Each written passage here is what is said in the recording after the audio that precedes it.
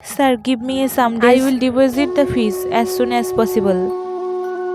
শান্তি, Sir, I will call you later.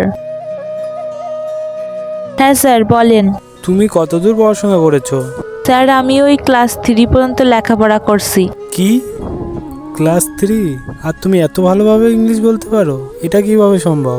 Sir আমি phone থেকে শিখছি, ওই ইন্টারনেট আছে না ওইখান থেকে। ওয়াও, ভালো লাগলো তোমার এই স্কিলটা দেখে। এতে কি এমন হয়ে গেছে? কি হবে এত ইংলিশ জেনে?